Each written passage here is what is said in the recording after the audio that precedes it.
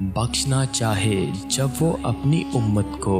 تحفے میں گناہگاروں کو رمضان دیتا ہے، بڑھا دیتا ہے مان ہم جیسے گناہگاروں کا، اس ماہ مقدس کو ایسی شان دیتا ہے۔ نیوز ویوز HD کی جانب سے برکتوں کے مہینے کا استقبال پروگرام شان رمضان، جس میں بیان ہوگی رمضان المبارک کی شان، فضائل اور مسائل، سنائے جائیں گے انبیاء کے قصائص، بتائے جائیں گے قرآنی آیات پر مبنی وظائف۔ تو نیکی اور ہدایت کے اس سفر میں بنے رہیں ہمارے ہم سفر، روزانہ سحر 3 بجے۔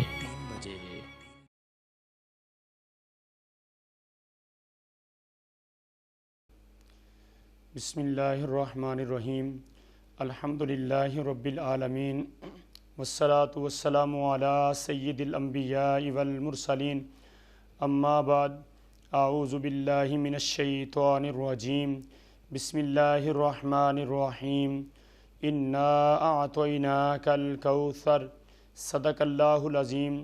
وصدق رسولہ النبی الکریم الامین، ان اللہ وملائکتہ یصلون علی النبی یا ایہا الذین آمنوا صلوا علیہ وسلموا تسلیما، اللہم صلی علی سیدنا و مولانا محمد وعلی آل سیدنا و مولانا محمد وبارک وسلم۔ قاری عبدالشکور قادری اور نیوز ویوز HD کی ٹیم کی جانب سے رمضان المبارک کے 19ویں پروگرام شان رمضان میں خوش آمدید کہتے ہیں، اور انشاءاللہ العزیز بقیہ پروگراموں کی طرح اس پروگرام میں بھی آپ کو پروگرام کے آخر میں انشاءاللہ العزیز ایک خوبصورت وظیفہ بتایا جائے گا۔ تو نیکی اور عبادات کے سفر میں ہمارے ہم سفر بننے کے لیے چینل کو لائک، سبسکرائب اور شیئر ضرور کریں، اور اپنی قیمتی آراء کمنٹس میں ضرور دیں۔ اللہ تعالیٰ کے فضل و کرم سے حضور علیہ السلام کے نالین مقدسہ کے صدقہ سے الحمدللہ آج ہم رمضان المبارک کے 19ویں پروگرام شان رمضان میں حاضر ہیں، اور قرآن پاک کے 30ویں پارے کی سورہ کوثر کی پہلی آیہ مبارکہ میں نے تلاوت کرنے کا شرف حاصل کیا ہے۔ اللہ رب العزت کی بارگاہ میں دعا ہے خالق کائنات مجھے حق بیان کرنے کی اور ہم سب کو سن سنا کر اس پر عمل پیرا ہونے کی توفیق عطا فرمائے۔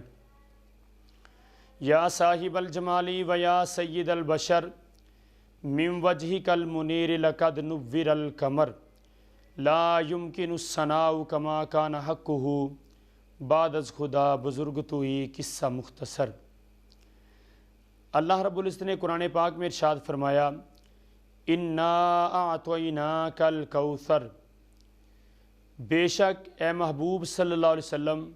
ہم نے آپ کو خیر کثیر عطا کیا ہے۔ عطیہ 2 طرح کا ہوتا ہے، ایک عطیہ توا سے ہوتا ہے، اگر وہ عطیہ دیا جائے تو وہ انسان عطیہ واپس نہیں لے سکتا۔ ایک عطیہ تا سے ہوتا ہے، وہ انسان کسی کو کہتا ہے کہ یہ عطیہ رکھ لو اور میں کچھ دنوں تک یا چند گھنٹوں تک یا چند منٹوں تک آپ سے لے لوں گا، تو وہ عطیہ واپس بھی کر سکتے ہیں۔ لیکن اللہ رب العزت نے جس موضوع کی طرف میں آ رہا ہوں اور آپ کی توجہ دلانا چاہتا ہوں،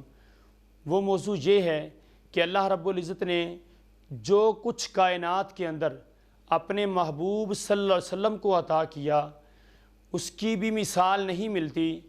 اور جو آقا کریم علیہ السلام کی اس امت کے لیے عطا کیا مثال اس کی بھی نہیں ملتی۔ اس طرح کہہ لیتے ہیں کہ جو کچھ آقا علیہ السلام کو عطا کیا وہ بھی بے مثال عطا کیا، اور جو نبی کریم صلی اللہ علیہ وسلم کی اس گناہ گار امت کو عطا کیا وہ بھی بے مثال عطا کیا۔ اب یہاں پر سوال یہ نہیں اٹھنا چاہیے کہ نبی کریم صلی اللہ علیہ وسلم کو اللہ رب العزت نے عطا کیا ہے تو آگے آقا علیہ السلام کے وسیلہ سے عطا کیا جا رہا ہے، تو میرا وہ مزاج ہی نہیں ہے کہ اختلافی مزاج استعمال کروں، میں تو بڑا محبت والا مزاج استعمال کرتا ہوں۔ پہلے سے یہ بات کر رہا ہوں کہ جو کچھ اللہ نے دیا اور جو کچھ محبوب صلی اللہ علیہ وسلم نے لیا، یعنی دینے والی وہ ذات ہے، لینے والی یہ ذات ہے، دینے والا بھی بے مثال ہے، لینے والا بھی بے مثال ہے۔ یعنی کہ نبی کریم صلی اللہ علیہ وسلم کو جو کچھ اللہ تعالیٰ نے عطا کیا، اس طریقے کہہ لیں کہ اس نے دینے کی حد کر دی، اس نے لینے کی حد کر دی۔ اگر بلاغت کی نظر میں دیکھا جائے تو یہ دینے کی حد والا جو لفظ ہے یہ بہت چھوٹا ہے، ورنہ کوثر و تسلیم کا والا لفظ دیکھا جائے تو نبی کریم صلی اللہ علیہ وسلم کو اللہ رب العزت نے اس قدر عطا کیا ہے کہ اللہ رب العزت نے اپنے محبوب صلی اللہ علیہ وسلم کو جو کچھ بھی دیا ہے وہ بھی بے مثال ہے، جو محبوب کی امت کو دیا ہے وہ بھی بے مثال ہے۔ نبی کریم علیہ السلام کے ازواج مطہرات ہیں جن کے بارے میں اللہ رب العزت قرآن پاک کے اندر ارشاد فرماتا ہے، یا نساء النبی لستن کاحد من النساء ان اتقیتن، کہ اے نبی کی بیویوں تمہیں نسبت محمدی صلی اللہ علیہ وسلم کی وجہ سے جو مقام عطا کیا جا رہا ہے، اب پوری کائنات کی عورتیں سر جھکا کر یہ کہیں گی کہ نبی کریم صلی اللہ علیہ وسلم کی بیویاں جو ہیں، جو ازواج مطہرات ہیں، ان کا جو مقام ہے وہ ہمیں مقام نہیں ملا ہے۔ تو یہ اس طریقے کہہ لیتے ہیں کہ جن کی ازواج کی مثال نہیں ملتی اس محمد عربی کی ذات کی مثال کہاں سے ملنی ہے۔ تو اللہ رب العزت نے اپنے محبوب صلی اللہ علیہ وسلم کی ازواج مطہرات کو جو شان عطا کی ہے وہ بھی وراء الورا ہے۔ اگر دیکھا جائے تو کائنات کے اندر سیدہ خدیجہ رضی اللہ تعالیٰ عنہ کے بعد کائنات کے اندر نبی کریم صلی اللہ علیہ وسلم کی جس بیوی کو جو شان و شوکت اور مرتبہ ملا ہے وہ اماں عائشہ صدیقہ رضی اللہ تعالیٰ عنہ کی ذات ہے۔ ان کو وہ مقام ملا ہے، وہ مرتبہ ملا ہے کہ انہوں نے پوری زندگی کے اندر کبھی کفر کا ماحول دیکھا ہی نہیں ہے۔ پیدا ہوئی تو اس کے گھر جو اسلام کا پہلا لمبردار ہے، اور تربیت ہوئی اس کے گھر جو خود کائنات کا والی اور امام الانبیاء بن کر تشریف لائے ہیں۔ تو سیدہ کائنات سیدہ عائشہ صدیقہ رضی اللہ تعالیٰ عنہ جب نبی کریم صلی اللہ علیہ وسلم کے نکاح میں آنے سے پہلے حضرت ابوبکر صدیق رضی اللہ تعالیٰ عنہ کے گھر میں پیدا ہوئیں، اور پیدا بھی اس کے گھر میں ہوئیں جس کی صداقت کی گواہی رب نے خود قرآن پاک میں دی ہے۔ اور اس وقت کفر کا ماحول تھا ہی نہیں، بلکہ جب آپ تشریف لائیں، آپ پیدا ہوئیں تو آپ کے والد محترم سب سے پہلے تھے جنہوں نے نبی کریم صلی اللہ علیہ وسلم کا کلمہ پڑھ کے حلقہ اسلام میں داخل ہوئے تھے۔ تو نبی کریم علیہ السلام نے فرمایا کہ میری امت کو اسلام کا یا دین کا جو تیسرا حصہ ہے وہ میری اس پیاری زوجہ محترمہ عائشہ صدیقہ رضی اللہ تعالیٰ عنہ کے ذریعے ان کو ملا ہے۔ ان سے پوچھا، اماں حضور آپ نے حضور صلی اللہ علیہ وسلم کے ساتھ بڑا وقت گزارا ہے، اتنی تربیت آپ کے والدین نے نہیں کی جتنی تربیت آپ کی نبی کریم صلی اللہ علیہ وسلم نے کی ہے، بتائیں میرے حضور کیسے تھے؟ ان سے جب پوچھا گیا تو امی حضور نے 3 لفظوں کے اندر نبی کریم صلی اللہ علیہ وسلم کی شان بیان کر دی۔ ورنہ اہل بلاغت سے پوچھا جائے تو خلق کا لفظ جو ہے یہ بھی بہت بڑا عظیم ہے کہ نبی کریم صلی اللہ علیہ وسلم کی ذات کے لیے قرآن پاک میں اللہ نے فرمایا وَإِنَّكَ لَعَلَىٰ خُلُقٍ عَظِيمٍ، اور بے شک اے محبوب صلی اللہ علیہ وسلم ہم نے آپ کو خلق عظیم پر فائز فرمایا ہے، بلند خلق عطا کیا ہے۔ لیکن اماں حضور فرماتی ہیں کہ حضور علیہ السلام کا خلق ایسا تھا کہ ایسے کہہ لیں کہ حضور چلتے تھے تو آپ قرآن کو دیکھ لیں کہ حضور کا چلنا بھی آپ کو قرآن سے مل جائے گا، حضور کا لیٹنا بھی آپ کو قرآن سے مل جائے گا۔ بلکہ اس طریقے کہہ لیتے ہیں، ہم کسی سے پوچھیں کہ حضور کیسے تھے، وہ کہے گا ایسے تھے ایسے تھے ایسے تھے، لیکن امی حضور نے کمال کر دیا حضور علیہ السلام کی شان بیان کرتے ہوئے کہ اگر تم نے حضور کا چلنا دیکھنا ہے تو قرآن کو دیکھ لو، حضور کی زلف عنبری کو دیکھنا ہے تو قرآن کو دیکھ لو، حضور کے والضحیٰ کے مکھڑے کو دیکھنا ہے تو حضور کے اس قرآن کو دیکھ لو، اور نبی کریم صلی اللہ علیہ وسلم کے سر پر تیل لگانے کو دیکھنا ہے تو والتین والزیتون کو دیکھ لو، اگر آقا علیہ السلام کے سینے کی طرف نظر اٹھانی ہے تو علم نشرہ کو دیکھ لو، اگر اپنے محبوب صلی اللہ علیہ وسلم کی آنکھوں میں ڈلنے والے کجل کو دیکھنا ہے تو ما زاغ البصر کو دیکھ لو۔ تو انہوں نے نبی کریم صلی اللہ علیہ وسلم کی شان بیان کی کہ کان خلقہم، آقا علیہ السلام اخلاق کے اعتبار سے سب سے بلند درجے پر تھے۔ نبی کریم علیہ السلام اخلاق کی وجہ سے آقا علیہ السلام نے 23 سال کے عرصے میں پوری کائنات کے اندر اسلام کا پرچار کر دیا اور ہر کونے کے اندر اسلام کو پھیلا دیا۔ تو نبی کریم علیہ السلام کو جو اللہ رب العزت نے عطا کیا ذات کے لیے وہ بھی بے مثال ہے۔ آپ کہیں گے وہ بے مثال کیسے ہے؟ نبی کریم علیہ السلام کی زوجہ محترمہ ہیں جن کا نام حضرت ام سلمہ ہے رضی اللہ تعالیٰ عنہ ہے۔ آپ کے پاس اکثر لا علاج مریض آتے تھے اور جاتے ہوئے شفا لے کر جاتے تھے۔ وجہ کیا تھی؟ یہ دیکھ لیں کہ بال میرے بھی ہیں، بال آپ کے بھی ہیں، ہمارے بال جو ہیں بال ہیں، لیکن میرے آقا صلی اللہ علیہ وسلم کے بال بھی بے مثال ہیں۔ 1994 کا ایک سوئس کا میگزین ٹائم میگزین ہے جس کے اندر ڈاکٹر سوئس لکھتا ہے کہ انسان کے جو بال ہیں ان کے اوپر ایسے کیمیکل لگے ہوتے ہیں جو مضر صحت ہیں، جو صحت کے لیے نقصان دہ ہیں، لیکن کائنات والوں کے بال دیکھو، دنیا والوں کے بال دیکھو، انسانوں کے بال دیکھو، ہمارے بالوں کے ذریعے نقصان پہنچتا ہے، ہمارے بال جو ہیں مضر صحت ہیں، ہمارے بالوں سے جراثیم نکلتے ہیں، لیکن ہمارے بال ہیں، میرے آقا کے بال بھی بے مثال ہیں۔ حضرت ام سلمہ رضی اللہ تعالیٰ عنہ فرماتی ہیں کہ نبی کریم صلی اللہ علیہ وسلم کے غلام صحابہ کرام جب بھی کوئی بیمار ہو جاتا، لا علاج ہو جاتا، ڈاکٹر اس کو جواب دے دیتے، تو وہ سیدھے خانہ کعبہ میں نہیں جاتے تھے بلکہ سیدھے نبی کریم صلی اللہ علیہ وسلم کے آستانے پہ آتے، آ کے دروازے پہ دستک دیتے، عرض کرتے امی حضور یہ مریض لا علاج لے کر آئے ہیں۔ آپ فرماتی پھر کیا حکم ہے میرے نبی کے پیارے غلاموں؟ وہ عرض کرتے امی حضور ذرا اس لا علاج مریض کے لیے کوئی دوائی دے دیں، کچھ صحت تندرستی کے لیے کوئی نسخہ بتلا دیں۔ تو امی حضور کو دنیا کا نسخہ نہیں بتلاتی تھیں، کوئی دنیا کی میڈیسن نہیں دیتی تھیں، کوئی دیسی حکیم کی میڈیسن نہیں دیتی تھیں، بلکہ امی حضور کے پاس ایک چاندی کی ڈبیا تھی، وہ چاندی کی ڈبیا لے آتیں اور ایک پیالے کے اندر یا پانی کے برتن کے اندر اس ڈبیا کو کچھ لمحے کے لیے، کچھ وقت کے لیے رکھ دیتیں، اور رکھنے کے بعد ڈبیا کو تھوڑی دیر بعد نکال لیتیں اور وہ پانی اس مریض کو پلا دیتے، اللہ رب العزت اس کو شفا دے دیتا۔ کیا اس ڈبیا کے اندر سورہ مزمل تھی؟ کیا اس ڈبیا کے اندر سورہ واقعہ تھی؟ کیا اس ڈبیا کے اندر سورہ رحمان تھی؟ کیا اس ڈبیا کے اندر سورہ ملک تھی؟ قرآن پاک کی کوئی ایسی سورت تھی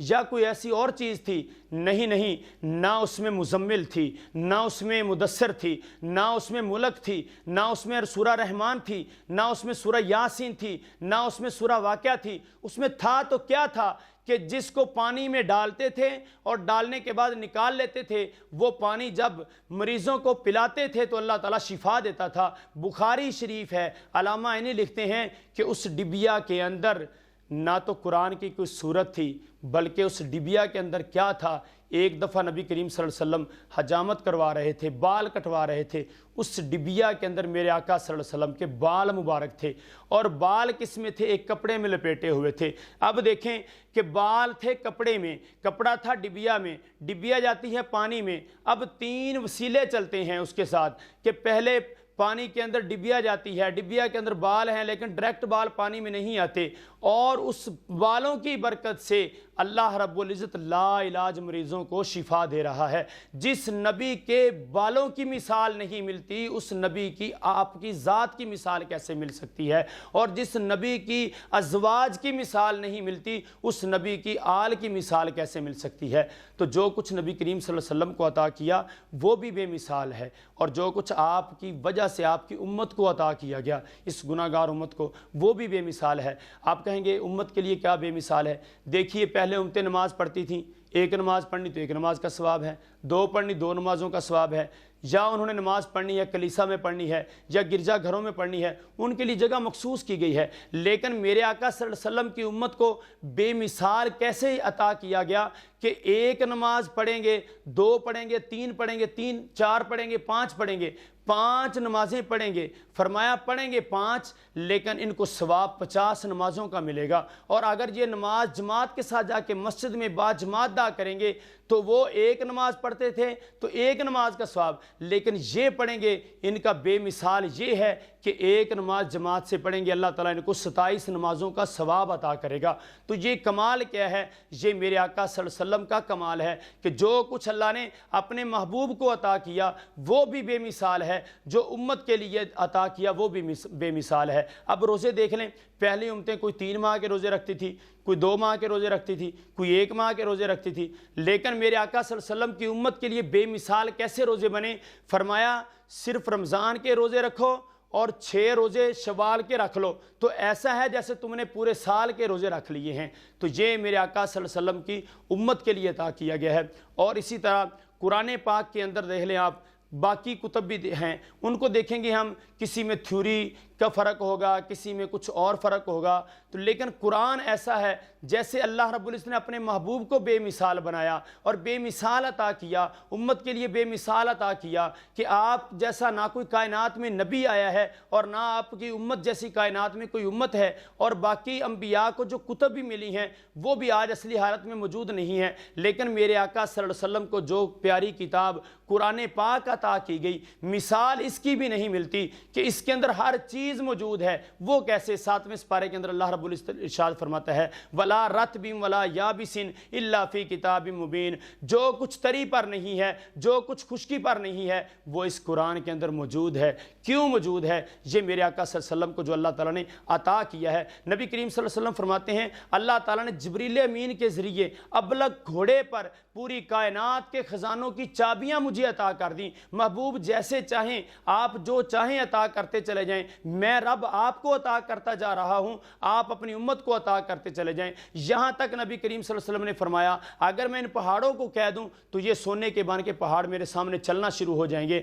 اور اسی طرح احد پہاڑ کے متعلق بھی نبی کریم صلی اللہ علیہ وسلم جب وہاں سے آنے لگے تو احد پہاڑ جو تھا وہ آقا علیہ السلام کے ساتھ چلنے لگا۔ میرے آقا صلی اللہ علیہ وسلم ٹھہر گئے، فرمایا دیکھو احد مجھ محمد سے محبت کرتا ہے، میں احد سے پیار کرتا ہوں، جو اس سے پیار کرے گا وہ مجھ سے پیار کرے گا، اور جو مجھ سے پیار کرے گا وہ اللہ رب العزت سے پیار کرے گا، اور قیامت والے دن میرا احد جو ہے یہ میرے امتیوں کا استقبال کرے گا جنت کے اندر۔ اور یہاں تک فرمایا کہ اگر عرب والو تمہیں کوئی فاقہ آ جائے، تمہارے پاس کوئی اتنا مال و دولت ختم ہونے پر آ جائے تو پھر کیا کرو، احد پہاڑ کو ہاتھ لگا لینا، تمہیں سونا ہی سونا ملے گا۔ تو میرے آقا کریم علیہ السلام کو جو اللہ نے عطا کیا وہ بھی بے مثال ہے۔ بے مثال کیسے ہے؟ میرے آقا صلی اللہ علیہ وسلم کے غلام ہیں جن کا نام حضرت ربیہ رضی اللہ تعالیٰ عنہ ہے۔ وہ کیا کرتے ہیں؟ نبی کریم صلی اللہ علیہ وسلم کو وضو کرواتے ہیں۔ ایک دن دریائے رحمت جوش میں آ گیا، حضور علیہ السلام نے فرمایا سل یا ربیہ، اے ربیہ مانگو، کیا مانگتے ہو؟ ہم جیسا ہوتا تو کہتا حضور اتنے مال دے دو، اتنی دولت دے دو،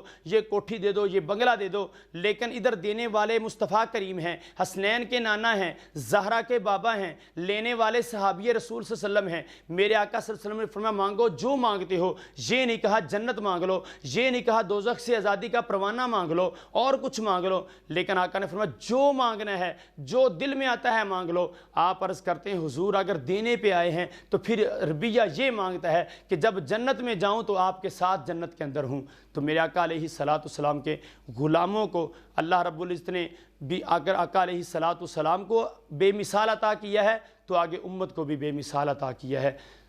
اسی طرح میرے آقا صلی اللہ علیہ وسلم کے ایک غلام ہے جن کا نام ہے حضرت قتادہ رضی اللہ تعالیٰ عنہ۔